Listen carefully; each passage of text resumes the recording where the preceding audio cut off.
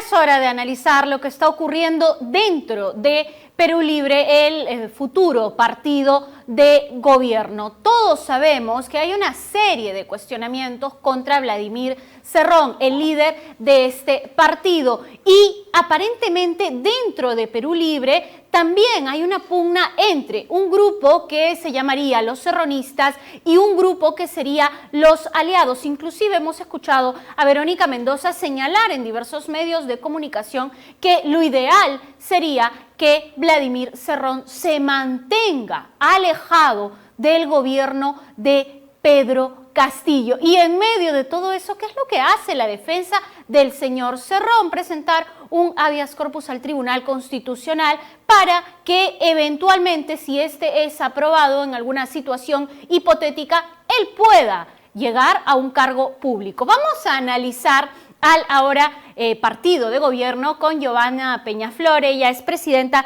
del directorio de IMACEN y ya se encuentra con nosotros. Giovanna, bienvenida. ¿Cuál es tu lectura respecto a cómo llega Perú Libre a el gobierno, teniendo probablemente un Congreso en contra, sin una mayoría y con una situación que nos deja dudas respecto al liderazgo del futuro presidente Pedro Castillo? Bienvenida.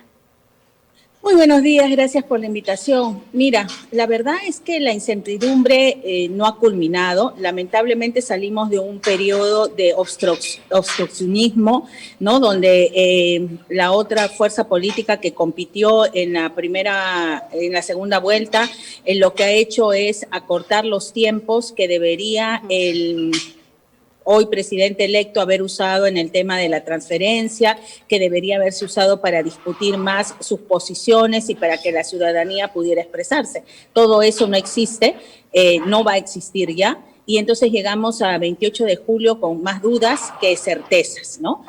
Creo que también es cierto que hay que tener en cuenta que hay cosas que se piden que no son lógicas, ¿no? O sea, Pedro Castillo ha llegado por un partido. Ese partido tiene un peso, tiene un espacio en el Congreso de la República, que es un tema importante para cualquiera que gobierne, y hemos visto lo que pasa a presidentes con bancadas inexistentes o débiles. En ese sentido, borrar a Cerrón o decir que borren a Vladimir Cerrón del mapa, realmente es poco lógico. Lo que sí cabía esperar es que su rol no fuera decisivo, sino que finalmente sea el presidente de la República quien ejerza un liderazgo más claro. Claro, pero podría ser esta, Giovanna, una espera real, porque tú dices, obviamente este es el partido que respalda a Pedro Castillo, pero Vladimir Cerrón continúa utilizando, por ejemplo, su Twitter para hacer comunicados oficiales, es decir, hay una especie de figura de asesor en la sombra que es la que preocupa, ¿no? Probablemente debería priorizarse quizá al partido y no tanto a la figura del señor Cerrón, que aparentemente él tampoco quiere dejar de tener protagonismo. A ver, si él hace alarde, ¿no? Dime de qué alardeas para decir de qué careces. O sea, si buscara ser un asesor en la sombra, entonces se está equivocando bastante el camino, ¿no es cierto? O sea, es decir, Vladimiro Montesinos no tuiteaba, claro. Entonces no aparecía y tenía más poder que todos juntos. Entonces, hasta determinado momento no escogió para aparecer al lado del presidente. Entonces, acá estamos hablando de una figura pública, visible, y que está luchando por una cuota de poder, y en mi opinión está luchando por una cuota de poder equivocadamente. Y en esa lucha equivocada puede arrastrar al actual gobierno, sí, puede arrastrar al actual gobierno, porque en realidad lo que le competiría a Vladimir Cerrón es centrarse en el espacio donde está el partido, que es el del Congreso de la República, donde todo hace parecer que tiene el escenario bastante más complicado de lo que él y sus partidarios creían. Entonces, ese es el tema. O sea, no porque aparezca, tuite, eso significa que tiene real poder. Ya digo, el que tiene que ostentar el poder es porque muchas veces no lo tiene y porque sabe que está en entredicho. Entonces, creo que hay que mirarlo de ahora. Creo que, como tú dijiste en un inicio, hay facciones, probablemente hayan más de las que tú estás señalando, de las que podemos ver. Es un proceso de definiciones, es un proceso que probablemente no va a acabar el 28 de julio, o no olvidemos que han gabinetes que han durado 3 o 4 meses, pensemos en el primero de Ollanta-Humala, por ejemplo. Entonces, estamos en un proceso de consolidación. Creo que la única cosa cierta que tenemos hoy en día los peruanos es la incertidumbre. Eso no es lo que deseamos, no, como el mundo no desea el COVID, ¿no es cierto? Pero es lo que tenemos hoy día y bajo ese tema es que tenemos que tomar decisiones y arriesgarnos. ¿Crees que no son tanto contracciones, son una serie de posturas encontradas dentro del Parlamento, futuro Parlamento, respecto a la Asamblea Constituyente y la posibilidad de que Pedro Castillo anuncie que va a convocar un referéndum el 28 de julio en su mensaje? ¿Genera más incertidumbre? ¿Tú crees que sería una acción acertada incluir esta parte de su ideario en el mensaje de 28 de julio? Yo creo que hoy en día estamos en un momento tan crítico en el país que hay prioridades y urgencias que el presidente va a tener que atender desde la primera hora, ¿no? Estamos viendo lo que está ocurriendo en Cusco, en Arequipa, estamos viendo el tema del incremento de precios en los combustibles, el alza del dólar, el desempleo generado por toda esta crisis, la baja de ingresos, entonces, por no hablar de los temas de salud y educación. Estas cosas requieren un enfrentamiento ya, ¿no? Requieren ser resueltas ya. Entonces, si el mensaje no toca esos puntos como, digamos, de forma prioritaria, creo que el nuevo presidente va a enfrentar un escenario muy difícil porque hay un cúmulo de demandas. Hay gremios que le están dando 15 o 20 días para decidir. Entonces, y además hay una sensación de ver qué tan eficiente puede ser él en enfrentar los problemas de coyuntura. Entonces, creo que allí va a estar el eje de la evaluación. Que toque el tema de la Asamblea Constituyente me parece casi inevitable porque ha sido su promesa central de campaña.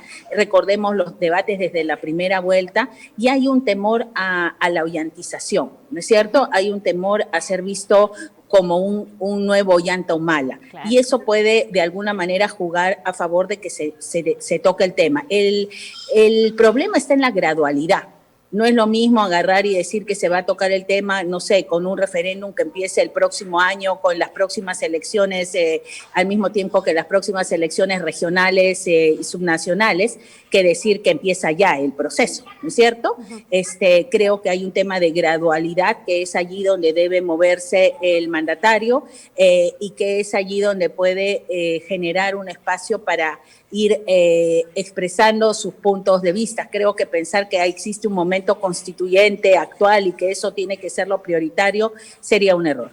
Hablemos muy brevemente, Giovanna, porque el tiempo en televisión es así, de lo que ocurre dentro de Fuerza Popular. Fuerza Popular, de alguna manera, ¿crees que ha cavado su propia tumba? ¿La actitud que van a tener, crees tú que podría ser similar a la que tuvieron en las elecciones pasadas, donde se sintieron perdedores? El mensaje de Keiko Fujimori también ha sido bastante criticado, ¿no? Parece que no muy bien reflexionado.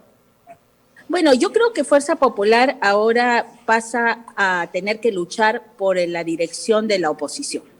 O sea, creo que definitivamente hay sectores, ¿no? Como los liderados por Rafael López Aliaga, que quieren ser la cara de la derecha en el Congreso, que quieren ser la oposición a Castillo, y entonces allí va a haber un primer round que es distinto a lo que ha estado acostumbrado a hacer Fuerza Popular hasta el momento. De ninguna manera es el mismo escenario que se dio con Pedro Pablo Kuczynski, donde ellos tenían la amplia mayoría, van a tener que jugar con reglas distintas, y creo yo que les va a hacer mucho, o sea, no creo que vayan a dejar de ser obstruccionistas, pero creo que va a ser difícil que mantengan el protagonismo.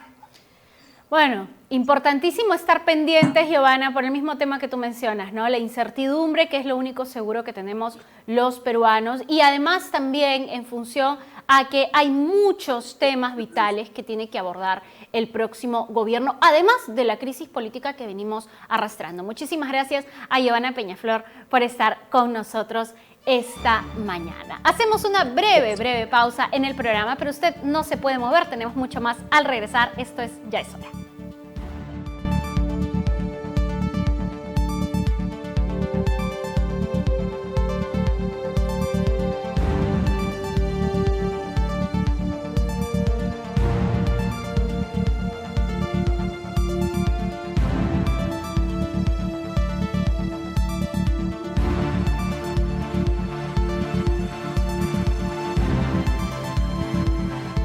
Dicen que somos un país pintoresco. Y es verdad, estamos llenos de colores. Y tu casa no debe ser la excepción. Dale vida a tu hogar con Pinturas Lozaro, 100% lavables y de perfecto acabado. Pinturas Lozaro, la calidad nos identifica. Encuéntranos en Ferreterías y Matizados.